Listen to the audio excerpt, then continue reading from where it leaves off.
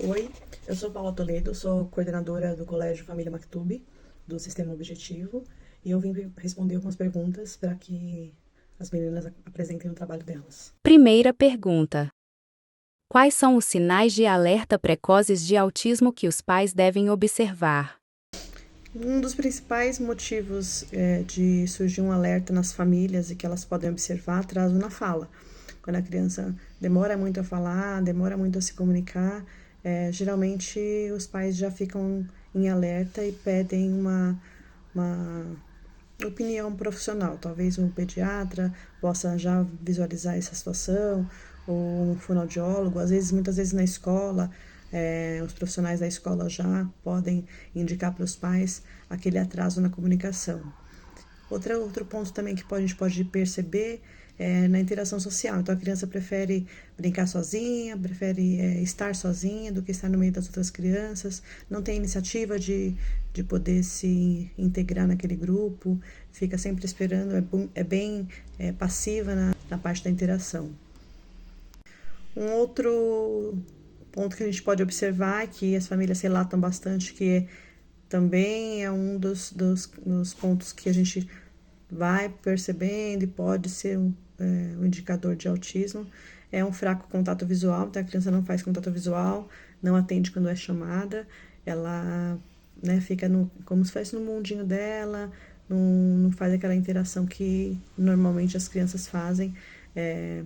Também já é um alerta para os pais procurarem. Às vezes a escola mesmo já indica, já aponta que essa falta de foco e de visão, contato visual, acontece também no ambiente escolar. Então já é um ponto para os pais possam procurar uma ajuda profissional, uma opinião profissional.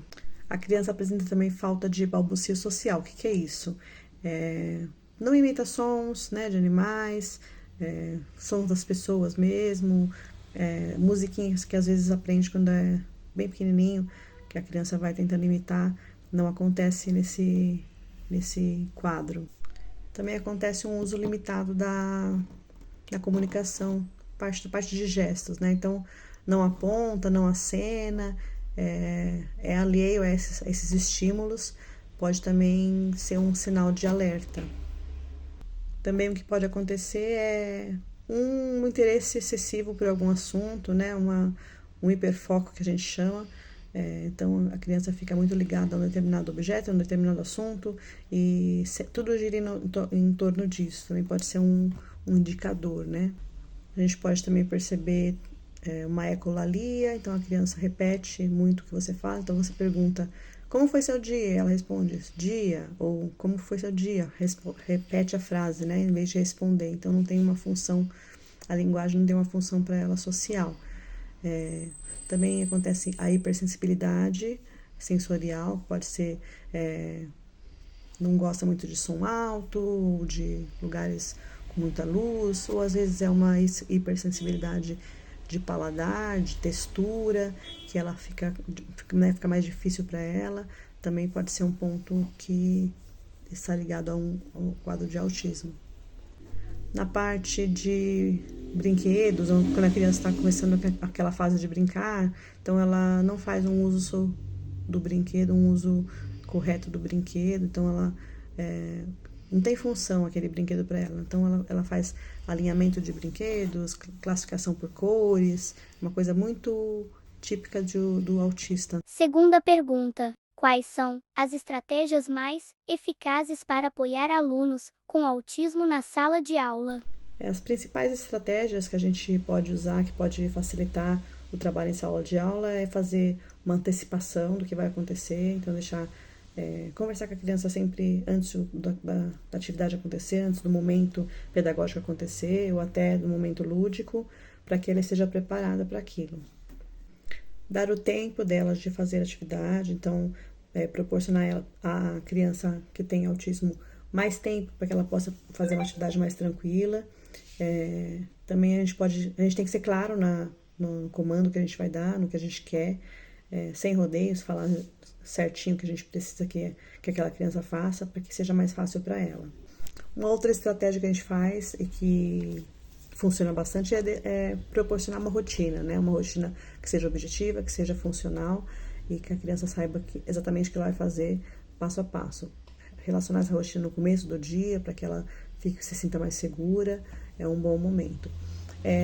Proporcionar também a socialização, então mesmo a criança que não é verbal, ela tem ter a oportunidade de estar entre os outros amigos, os funcionários da escola, os adultos, né?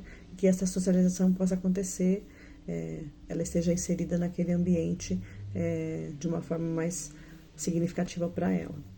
Também a gente pode usar como estratégia, assim, permitir que a criança tenha um espaço e um tempo para autorregulação, é uma necessidade dela, então cada autista tem uma forma de se autorregular e reconhecer isso, identificar um momento onde uma crise ou um desconforto possa acontecer, facilita muito a vida do professor em sala de aula e de todas as pessoas que lidam com ele no ambiente escolar.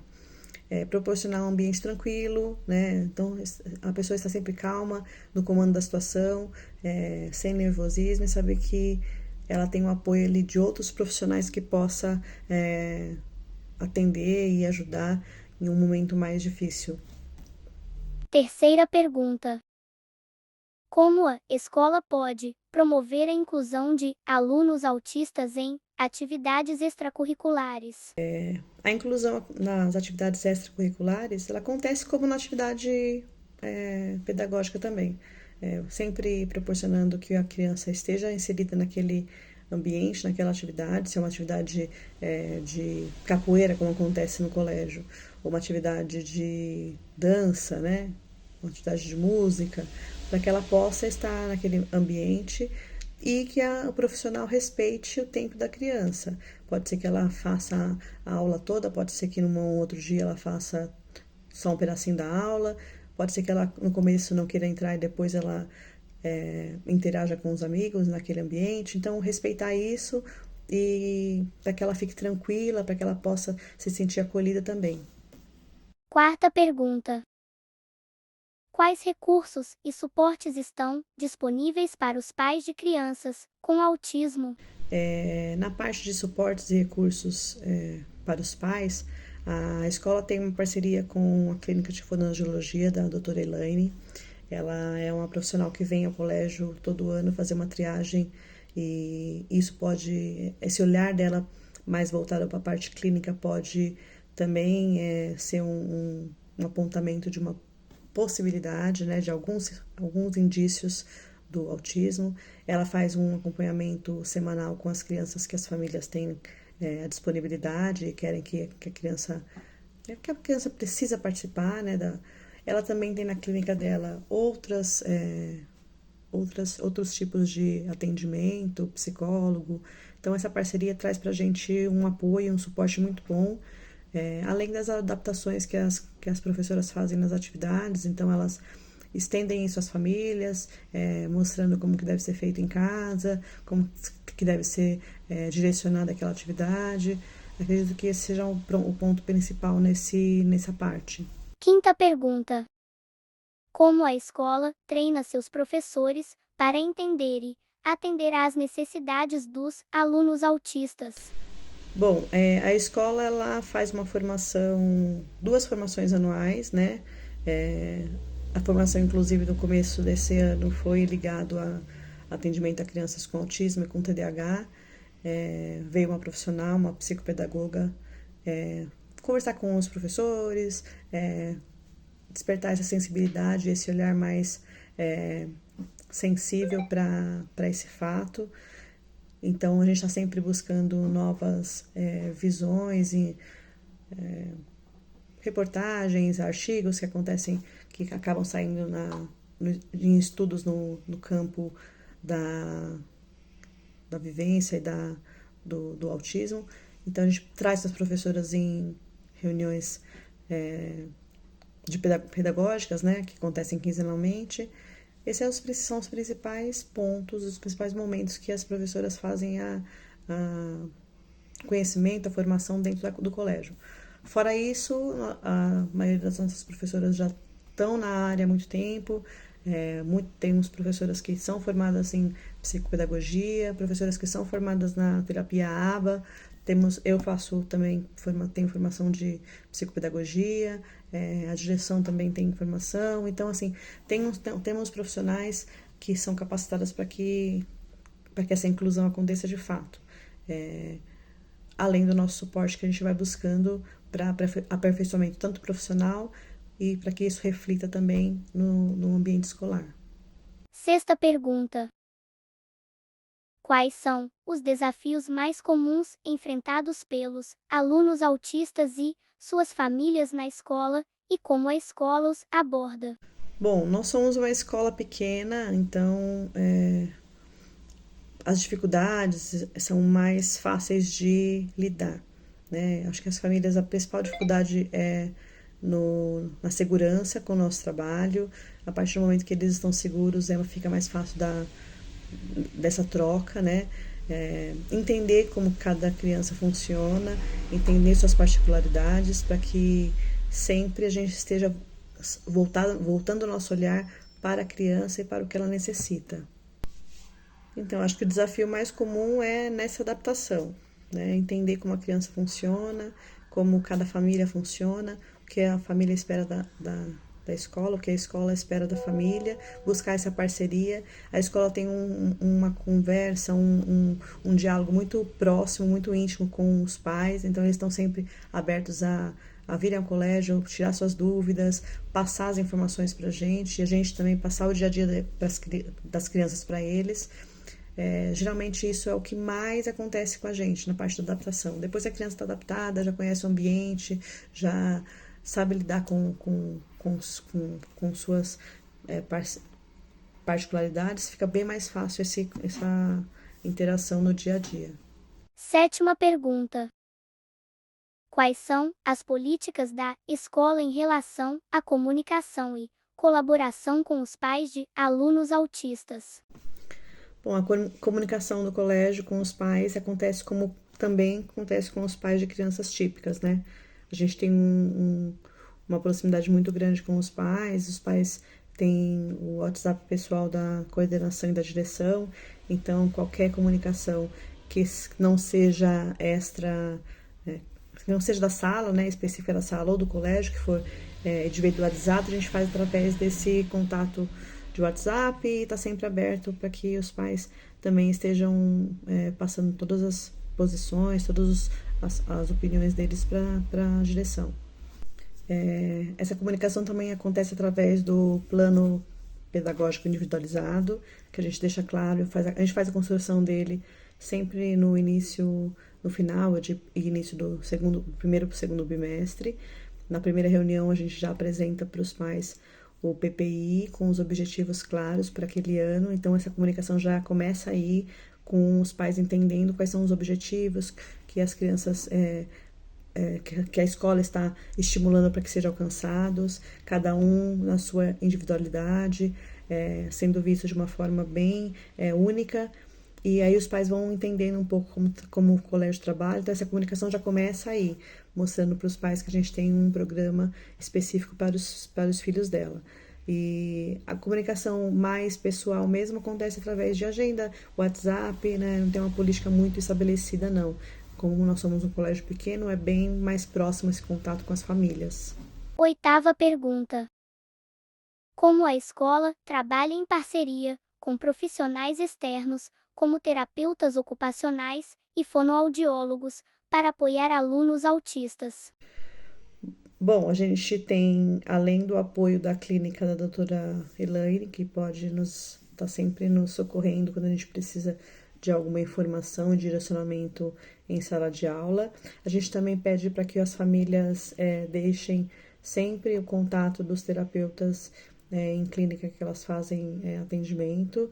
Então, a gente pede para que as famílias façam esse contato, a gente faça uma reunião semestral, comecinho do semestre sempre, para que a gente possa orientar e estar alinhado com o trabalho que é feito fora da escola também, que é muito importante que todos trabalhem na mesma linha de pensamento, para que a criança não fique confusa quanto à sua atuação, como ela vai ser direcionada. Então, a gente pede para que semestralmente as famílias e a clínica que atende se reúnam com a escola. Normalmente a gente faz chamada de vídeo, já faz uma reunião, fala como está sendo o desenvolvimento na escola, fala como está sendo o desenvolvimento da criança na clínica, para poder alinhar e para poder deixar tudo certinho e direcionar da melhor forma possível em sala de aula. As professoras, nesse momento, elas apontam quais são as principais dificuldades, os profissionais que trabalham em clínicas que são mais especializados nesse atendimento, eles vão direcionar como que lida com as situações, qual a melhor forma de lidar com essas situações, e tem funcionado bem nesse sentido. A gente consegue bastante a parceria desses profissionais e isso é bem favorável, principalmente para a criança. Nona pergunta. Quais são as adaptações disponíveis durante avaliações e testes para alunos autistas?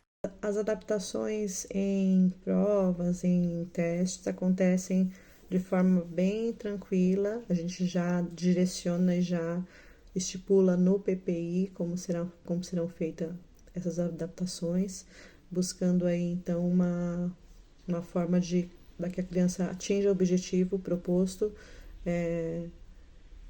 dentro do que ela conhece, do que ela consegue fazer. Então, adaptações em atividades que, vamos supor, uma criança típica responda, né, com uma frase longa, uma resposta longa.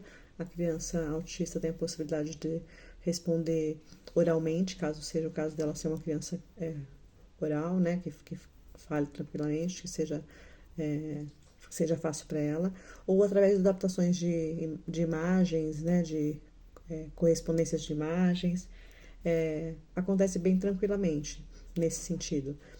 Algumas crianças têm adaptação no tempo, né? Se necessário, tem crianças que não necessitam. Eu acho que cada caso é cada caso, a gente vai avaliando e vai adaptando conforme a necessidade. Nós temos o apoio também das clínicas quanto a isso, eles sempre ficam à disposição para poder adaptar materiais e buscar saídas mais válidas para que aquele objetivo seja alcançado, principalmente na parte pedagógica. 10ª e última pergunta. Como a escola promove a conscientização sobre o autismo entre os alunos CIA, comunidade escolar em geral? Bom, para conscientizar sobre o autismo, a gente está sempre buscando informação, trazendo para as crianças em sala de aula livros paradidáticos que trazem o assunto, reportagens, casos que acontecem na sociedade para que possa refletir em sala de aula, causar uma conversa, né, um bate-papo ali sobre o assunto. Algumas datas comemorativas a gente traz também o assunto, como foi no último Dia Internacional da Conscientização do Autismo, a gente trouxe um bate-papo com as crianças sobre isso, então eles entenderam um pouco mais que existem algumas crianças que são diferentes, precisam de um apoio, né? Então eles são bem acolhedores nesse sentido. A escola já tem isso como uma coisa bem natural. Nos eventos também a gente sempre traz alguma coisa, algum momento que marque e que possa dar visibilidade para a situação, para que aquilo seja visto como algo natural que a gente precisa que seja bem tranquilo, e no colégio acontece de uma forma bem legal. Obrigada pela atenção.